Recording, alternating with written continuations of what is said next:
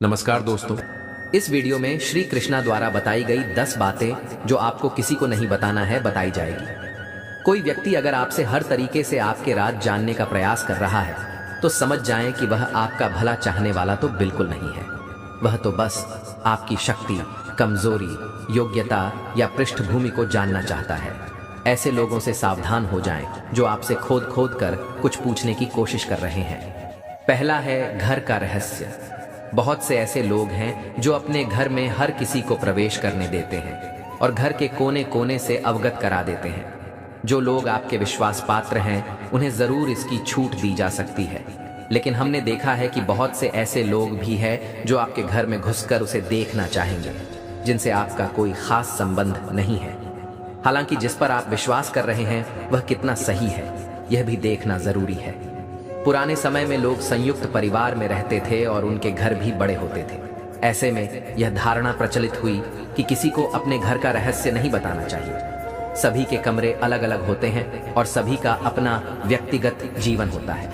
हालांकि यदि आपके रिश्तेदारों को छोड़कर आपके यहाँ कोई आता जाता रहता है तो यह सुनिश्चित करें कि उसका आना जाना बाहर के कमरे तक ही सीमित रहे। दूसरा है आपका धन।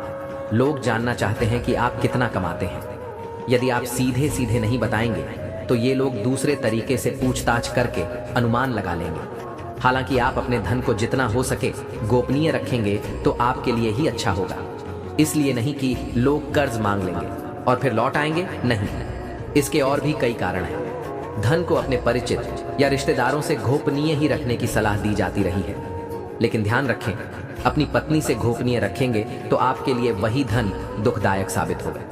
इसलिए आप इस बारे में अच्छे से सोच विचार कर लें। तीसरा है घर परिवार की बातें।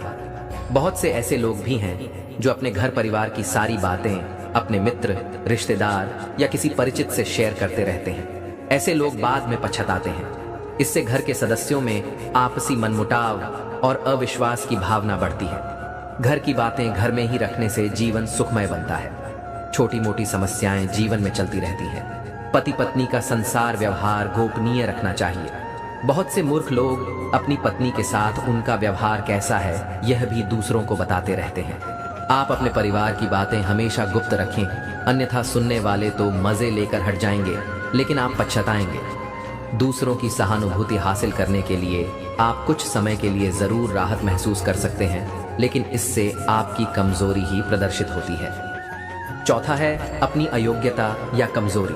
हालांकि बहुत सी जगह या मामले में इसे गोपनीय रखना घातक भी सिद्ध हो सकता है, लेकिन बहुत से मामलों में इसे उजागर करने से आपको लोग कमजोर समझकर आपके साथ गलत व्यवहार करने लगेंगे या आपको मानसिक रूप से दबाने लगेंगे। इसीलिए इस बारे में आप अच्छे से विचार कर लें कि कब, कहां, कौन सी कमजोरी गोपनीय रखना है। कमजोरी और अयोग्यता में फर्क करना भी सीखें। पांचवा है मन की बात। मन में बहुत सी ऐसी बातें होती हैं जिनको सबको बताने से आप अपने आसपास संकट खड़े कर सकते हैं। हो सकता है कि आपके मन में किसी बात को लेकर अवसाद हो, क्रोध हो या घृणा हो। मन में हजारों तरह के विचार उत्पन्न होते हैं, लेकिन बुद्धिमान मनुष्य उन्हीं विचारों को व्यक्त करता है जो उसके हित में होते हैं। लेकिन इस तरह की बातों को सबको बताने से आपके बारे में लोग एक तरह की राय बनाना शुरू कर देंगे और फिर लोग आपकी अच्छी बातों को नहीं सुनेंगे, आपके उस गुस्से या निराशा की ही चर्चा करेंगे।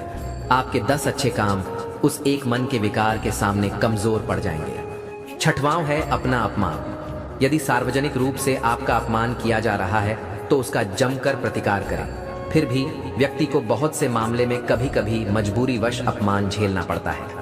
अपमान को दिमाग में ज्यादा दिन तक नहीं पालें, बल्कि इस पर विचार करें कि दोबारा कोई आपके साथ ऐसा नहीं कर पाए। यह भी याद रखें, यदि आप अपने अपमान को प्रचारित करेंगे तो फिर और भी लोग आपका अपमान करने लगेंगे, क्योंकि लोगों को आपके साथ कभी सहानुभूति नहीं रहती है। जो लोग किसी की सहानुभूति अर्जित करना चाहते हैं वही अपने अपमान के बारे में किसी से चर्चा करते हैं। सातवां है दान पुण्य। आपने जो भी दान दिया है उसे गुप्त रखेंगे तो ही उसका लाभ मिल सकता है। गोपनीय दान देवताओं की नजर में रहता है और जिस दान का गुणगान किया जाता है उसका फल निष्फल हो जाता है।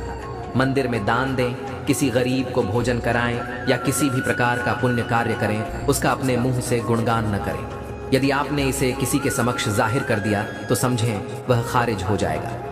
8वां है गुरु मंत्र, साधना और तप। यदि आपने किसी योग्य गुरु से दीक्षा ली है तो उसके द्वारा दिया गया गुरु मंत्र गोपनीय रखें।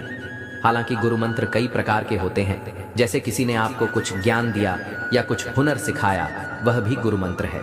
इसके अलावा यदि आप किसी भी प्रकार की साधना, तप या ध्यान कर रहे हैं तो उसे भी गोपनीय रखें, अन्यथा वह निष्फल हो जाएगी। इस संबंध में गोपनीयता से ही लाभ मिलता है। 9वां है दवा। आप यदि किसी भी प्रकार की दवाई खाते हैं तो उसे गोपनीय रखें। माना जाता है कि दवा का असर भी तब तक रहता है जब तक वह गोपनीय है। हालांकि कुछ लोग इससे इत्तेफाक रख सकते हैं, लेकिन प्राचीन काल में हो सकता है कि यह किसी विशेष रोग या औषधि के लिए कहा गया हो। पहले के लोग, कुछ लोग दुर्लभ वनस्पति के जानकार भी होते थे। बहुत से लोग कहते हैं कि यदि आप दारू भी पीते हैं तो वह तभी तक उचित है जब तक उसकी गोपनीयता भंग ना हो। जिस दिन लोगों को उसके बारे में पता चलता है, समझो उसी दिन से आपका पतन भी होना शुरू हो जाता है। 10वां है आयु। हालांकि कुछ लोग आपकी आयु जानते हैं और कुछ जानना चाहते हैं, लेकिन यदि कोई आपसे बिना किसी कारण के आयु पूछता है तो उसे कतई न बताएं। लेकिन वर्तमान में यह संभव नहीं है। लाइसेंस, पासपोर्ट या अन्य किसी कार्य के लिए फॉर्म भरने में इसका खुलासा करना ही होता है।